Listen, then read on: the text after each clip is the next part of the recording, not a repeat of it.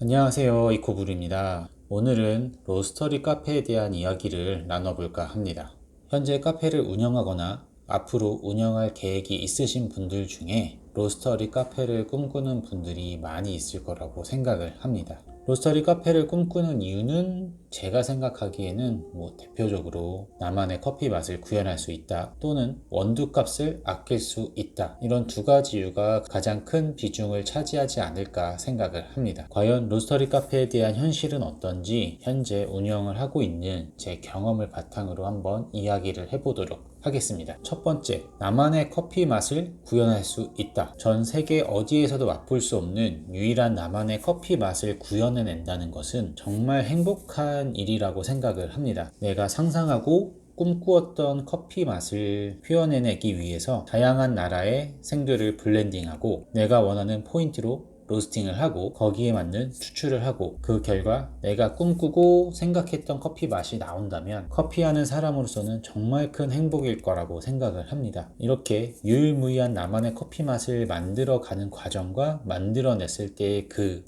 행복함, 그게 어떻게 보면 로스터리 카페의 큰 장점이자 큰 매력이라고 생각을 합니다. 그러나 이러한 부분이 다른 면에서 보면 굉장히 큰 단점이 되기도 합니다. 로스팅을 해보신 분들이라면 아주 잘 알고 있을 거라고 생각을 합니다. 하나의 블렌딩 원두를 개발한다는 것이 얼마나 어려운 작업인지요. 로스팅 경험이 많으신 분들은 어느 정도 생두와 로스팅에 대한 감이 있기 때문에 나름 수월하게 블렌딩 개발을 하실 수 있을 겁니다. 하지만 그런 감이나 경험이 많지 않으신 분들에게는 굉장히 어렵고 힘든 작업이 될 거라고 생각합니다. 생두마다 특성이 다 다르고 로스팅 포인트마다 그 특성이 발현되는 부분이 다르고 추출하는 방법에 따라서 맛이 천차만별로 바뀌고 그 수많은 변수들 중에서 내가 원하는 딱 그 맛으로 추출해 난다는 것이 얼마나 많은 고민을 하고 얼마나 많은 테스트를 해야 되는지 해보신 분들은 아마 알고 있으실 거라고 생각을 합니다. 결론은 로스팅 경험이 충분히 있으셔서 원두 개발하는데 큰 어려움이 없으시다면 로스터리 카페를 해보시는 것도 좋을 거라 생각을 합니다. 그러나 그런 경험이나 능력치가 충분치 않으시다면 그냥 실력 있는 로스팅 업체에서 납품을 받아서 쓰시는 게 훨씬 더 몸도 마음도 편할 거라고 생각을 합니다. 두 번째, 원두 구매 비용을 절약할 수 있다. 커피숍을 운영하는데 원두는 가장 큰 비중을 차지하는 재료 중 하나입니다. 그래서 많은 분들이 직접 로스팅을 하니까 원두 구매 비용이 굉장히 절약되겠다는 생각들을 하시죠. 지금 이 영상을 보시면서 이런 생각을 하고 계신 분이 있으시다면 그분들은 절대 로스터리 카페를 하시면 안 된다고 생각을 합니다. 원두 자체의 금액만 봤을 때는 직접 로스팅을 하는 게 아무래도 저렴합니다. 근데 이거는 정말 표면적인 가격만 보는 거고 실제로 로스터리 카페를 하기 위해 투입되는 비용을 비교를 해봐야 됩니다. 처음 로스터기를 구매하고 설치할 때 드는 비용, 그 로스팅을 하기 위해 들어가는 인건비, 그 로스터기를 유지하고 관리하는 데 들어가는 비용, 이것저것 다 합치면은 그냥 원두를 납품받아서 쓰시는 게 훨씬 저렴합니다. 이 말은 결국 원두를 납품받는 게 훨씬 저렴한데 왜 로스터리 카페를 하느냐 라는 생각이 드시는 분이 있다면 이렇게 말씀을 드리고 싶습니다. 로스터리 카페를 운영하기 위해서 비싼 로스터기를 구매하게 됩니다. 그렇다면 이 비싼 로스터기라는 큰 무기가 하나 생기는 셈인 거죠. 이 훌륭한 무기를 통해서 또 다른 매출 통로를 만들어내면 됩니다. 예를 들면 원두 판매, 로스팅 교육, 로스터기 대여, 그 외에 로스터기를 통한 다양한 마케팅 활동도 할 수가 있고요. 뭐가 됐던지 간에 남들은 갖고 있지 않는 이 비싼 로스터기를 갖고 있음으로써 나에게는 다양한 매출 행위와 마케팅을 할 수가 있습니다. 이러한 또 다른 매출이 가능한 길이 생기기 때문에 단순히 음료만 파는 카페와는 다른 다양한 영업 운영이 가능해집니다. 그래서 이러한 구조를 이해하고 있으신 분들은 애초에 로스터리 카페를 오픈하면서 내부에서 쓸 원두 로스팅은 당연한 거고 다른 업체의 원두 납품 또는 온라인으로 원두 판매를 다들 기본적으로 하고 있습니다.